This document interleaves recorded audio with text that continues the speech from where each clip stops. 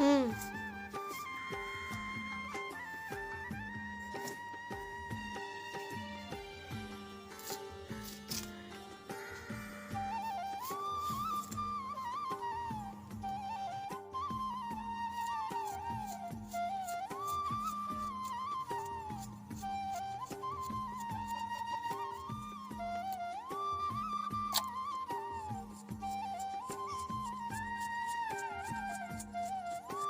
আসসালামু আলাইকুম everyone's, আদিলাস kitchen sweet ভিলেজে আপনাদের সবাইকে স্বাগতম। আশা করি ভালো আছেন। আজকে রেসিপি হচ্ছে আলু আর পেঁপে দিয়ে ভাজি করে দেখাবো। আশা করি আপনাদের ভালো লাগবে। ভালো লাগলে প্লিজ পুরো ভিডিওটি দেখার জন্য অনুরোধ রইল। আলু আর পেঁপে এভাবে কুচি কুচি করে কেটে নিয়ে নিলাম এবং আলু পেঁপে সবগুলো ভালো করে ধুয়ে নিয়ে নিব।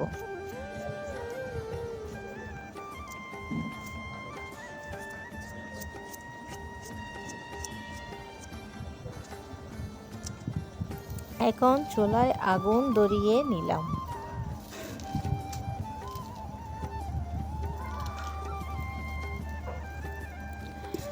চুলায় একটি ডেকচি বসিয়ে দিলাম। ডেকচি গরম হয়ে এলে ডেকচিতে পরিমাণ মতো তেল দিয়ে দিব। তেল গরম হয়ে এলে 2টি পেঁয়াজ, 4টি রসুন ও 6টি কাঁচামরিচ তেলে দিয়ে কিছুক্ষণ নেড়েচেড়ে ভেজে নিব। এখন 2 চামচ ধনে, 1 চামচ হলুদ, 1 চামচ মরিচ গুঁড়া, 1 চামচ গরম মশলা ও 1 চামচ লবণ ও অল্প পরিমাণ পানি দিয়ে কিছুক্ষণ কষিয়ে নিব।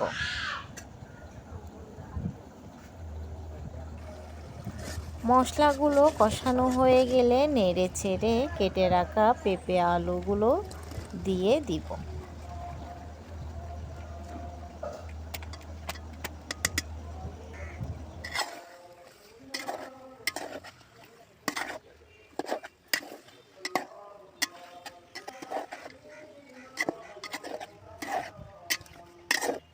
ভালো করে নেড়ে ছেড়ে প্রায় 5 থেকে 7 মিনিট মতো কষিয়ে নিব।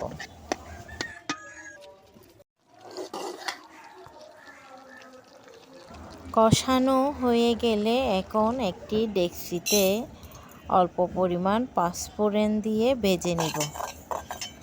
চুলার আঁচটা যেন হালকা থাকে এবং অনবরত নাড়াচাড়া করতে থাকবো যেন পাঁচফোড়নগুলো পুড়ে না যায়।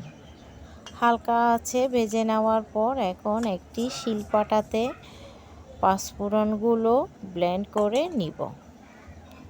আপনারা চাইলে ইলেকট্রিক ব্লেন্ডারেও ব্লেন্ড করে নিতে পারেন।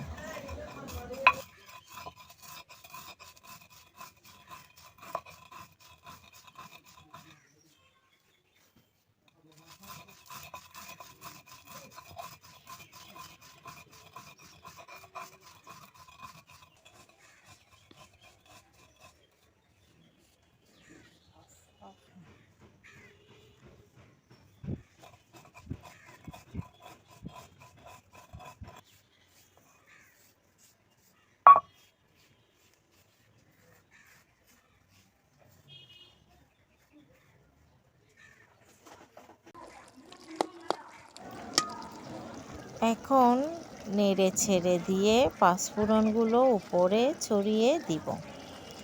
উপরে ছড়িয়ে দেওয়ার পর আবারও ভালো করে নেড়ে চেড়ে মিশিয়ে নিব। মেশানো হয়ে গেলে আবারও 3 থেকে 4 মিনিট ভালো করে সিদ্ধ করে নিব। তৈরি হয়ে গেছে আমার ভাজি রান্নার রেসিপি। আশা করি আপনাদের এই রেসিপিটি ভালো লাগবে। ভালো লাগলে প্লিজ লাইক, কমেন্ট, শেয়ার করে সাথে থাকবেন। এই ভাজিটি আপনারা চাইলে লুচি বা পরোটা এবং ভাতের সাথেও খেতে পারেন। খেতে অনেক দারুণ হয়েছে। আমার রেসিপিটি ফলো করে আপনারাও ঘরে বানিয়ে খাবেন। পুরো ভিডিওটি দেখার জন্য ধন্যবাদ। সবাই ভালো থাকুন, সুস্থ থাকুন। আল্লাহ হাফেজ। আসসালামু আলাইকুম।